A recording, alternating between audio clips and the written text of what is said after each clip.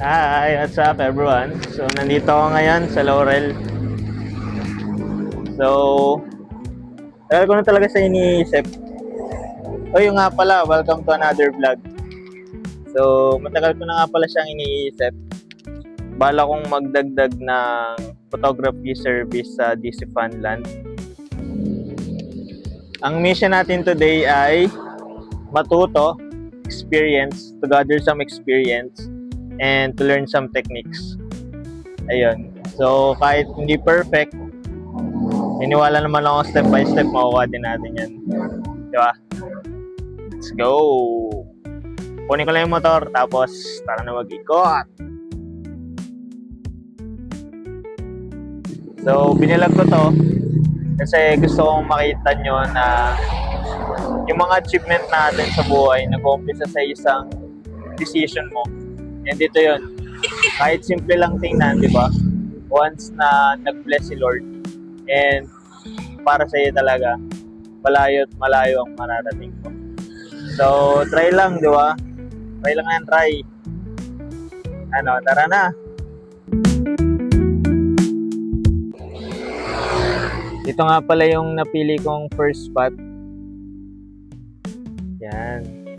Hindi naman kasi kailangan sobrang ganda ng surroundings mo eh. Diba? Dapat nasa angle lang. Kitang-kita dito. Sa angle lang. Timing. And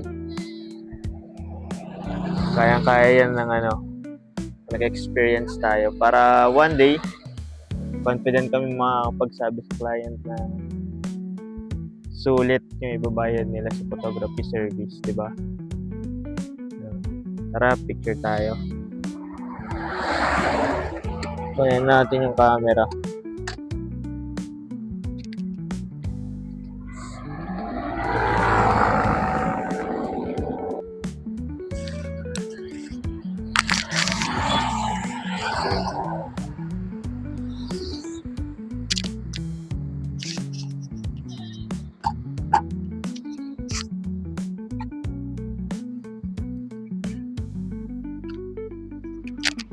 Game.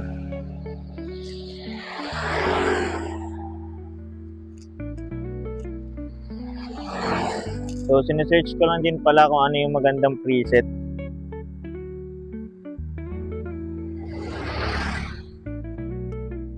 So, automatic.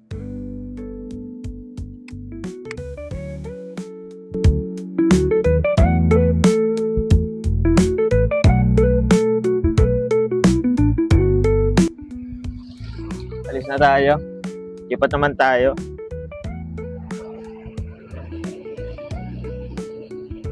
So, may mga picture na malabo. Siyempre, hindi naman natin maiwasan yon. May mga picture na overexposed naman sa liwanag. Pero, goods naman. Diba? Ganun talaga. Unlimited naman yan eh. Parang buhay yan. Unlit rice.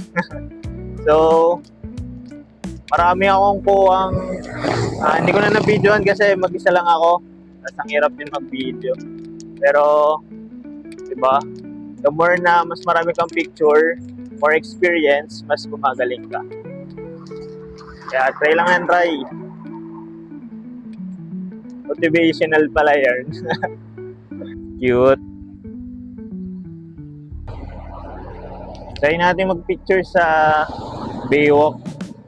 Diba? Practice pa lang naman eh.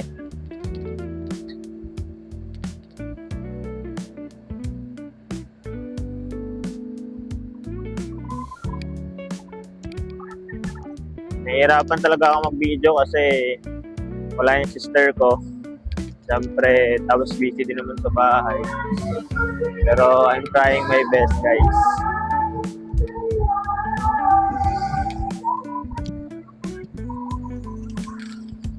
Once na na-integrate na namin yung photography service, magiging worth it lahat to. Wala ka na stock.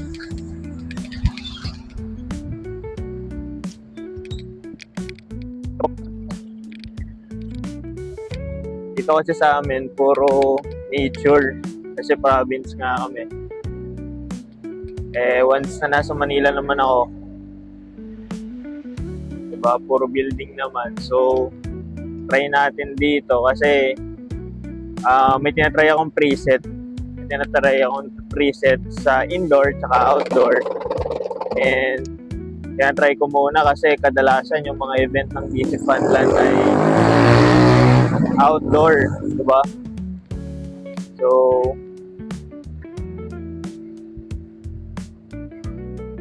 sina natin.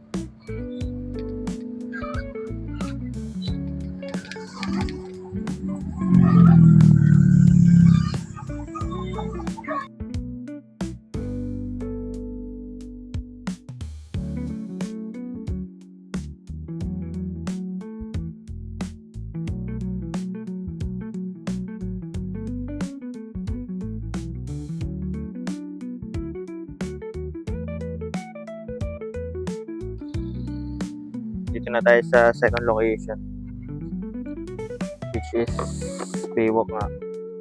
Kuha tayo ng mga pictures. Diba? Kaya nga pala ito yung pinipili ko laging puntahan. Pipicture ako or pang nagpa-vlog. Kasi ang ganda talaga ng view dito. Nakikita nyo talaga yung Taal. Sobrang peaceful.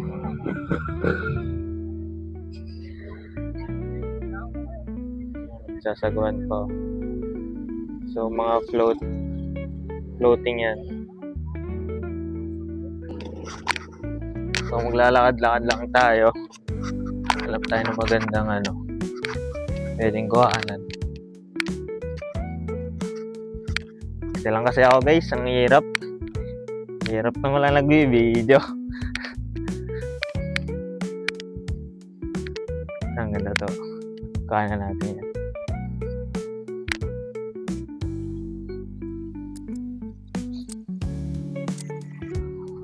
So, naka-automatic nga pala siya. Kaya,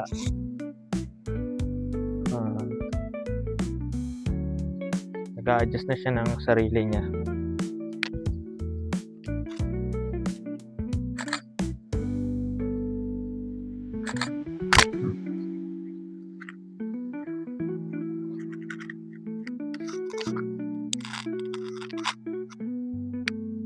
Ang ganda nun.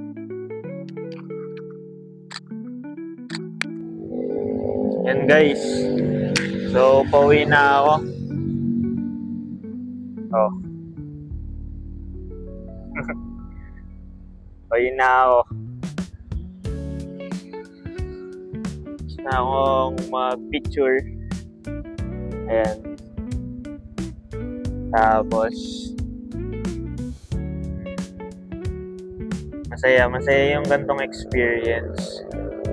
Tapos, uwi na lang ako. Siguro mag-edit